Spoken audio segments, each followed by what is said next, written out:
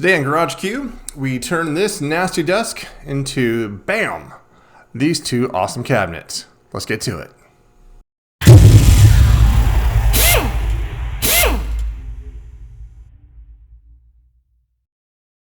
Alright, so the first thing we need to do is take everything apart.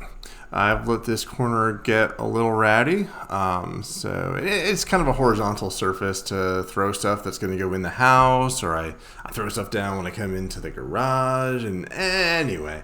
You see, this desk came with the place, and got it for free, so I wanted to use it. The problem is it kind of sucks, and it takes up too much room. I don't have enough stuff. I don't have enough tools to put on it anyway. So I came up with the idea of, hey, why don't we go ahead and split this into two? Ha ha ha. It turns out that I can use one to put my belt grinder on, and it turns out my dad was looking for a cabinet of his own. So serendipity, I'm basically going to turn this into two useful cabinets instead of one useless desk. You see Graham there, he's helping out, dog, shop dog, he's a pretty cool guy. Oh, and you notice I still haven't trimmed around my man door for the garage. I need to do that, it's on the list. I've got the wood to do it, I'm just lazy, like really lazy. Alright, so they're all stripped down, and one is in decent shape for what it is. I mean, these are not amazing cabinets. It's a particle board, it's twist lock connectors, it's not amazing. So we're going to have to beef these up a little bit. And you can see in here, yeah, we got some cracking, and we'll go on the back. And these are in rough shape. So what we're going to do is just take off this entire piece of wood right here, and we're just going to glue and screw on a piece of plywood on the back here, and that should stiffen things up. All right, now over to the chop saw.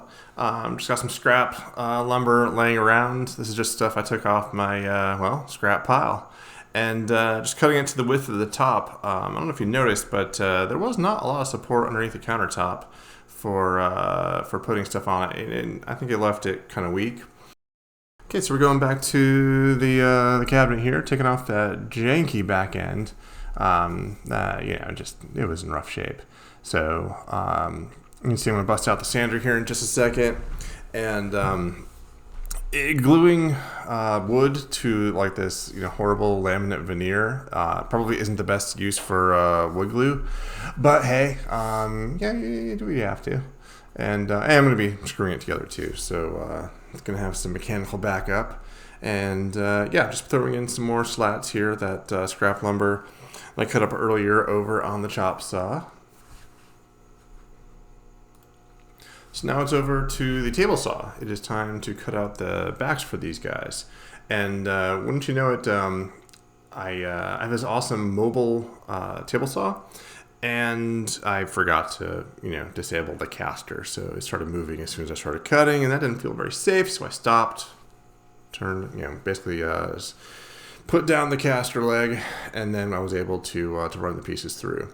And I didn't bother setting up my outfeed table, just because this is, shop furniture stuff, who cares?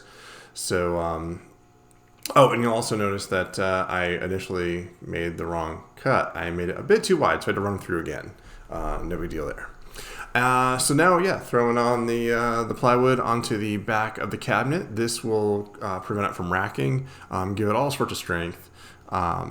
It's a good way to beef up crappy cabinets. Basically, any box. If you go ahead and throw more wood across the dimensions, it just makes it stronger. That's not earth-shattering. You see me just measuring up the bottom here. Now, back to the old table saw, time to cut the bottom. So I'm just, triple checking everything, making sure we're good to go. And then, all right, time to go ahead and make the cut. Come on, dude, make the cut. All right, we're making the cut. And there we go. Yada, yada, yada. Socket done. Alright, so now prepping for the bottom, no big deal, sand, life is good, glue, glue, glue. Yeah, that's gonna look okay. And so now grab the piece of plywood, slap it on there, after I wipe off glue, and bada-bam. Now, the nice thing about putting a bottom on this is it makes it so you can throw some casters on it.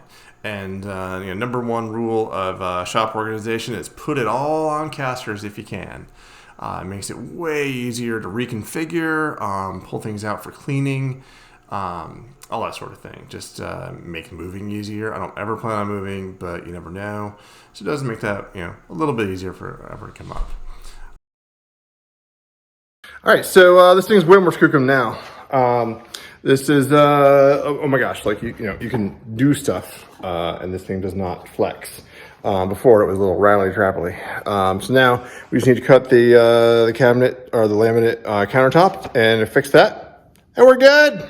So let me show you one of my favorite tools. This is an old school Ryobi, it's the old colors, Ryobi circular saw. It's a small one.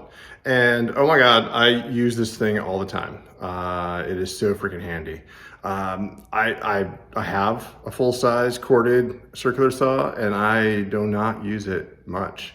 With this guy, it's got a thin curved blade. It doesn't have as much tendency to kick back. It makes nice clean cuts. It's portable, it's light, it's amazing. So get one, it's nice. Now you see we're over tearing up some countertop. This isn't fancy or anything, but it was free, so I want to use it. And you can see I'm busting out the jigsaw, and it didn't go well. I was not holding on tight. I bent the blade, but it's all right. I had another blade, got another blade, and you can see me going through here and cutting everything off, and bam, we're good to go. So you can sand off the little spot there that I cut off rough, and we are turning this thing into some sort of a decent cabinet. Oh my gosh.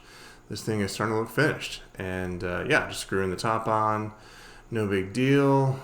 I just reused some of the screws that I took out of it. Waste not, want not, recycle, reuse, rethink, yada, yada, yada. And by the way, this thing has actually gotten very heavy. All right, first one's done, and now, and there is the second one. Ha ha ha! So, thanks for watching. Tune in later.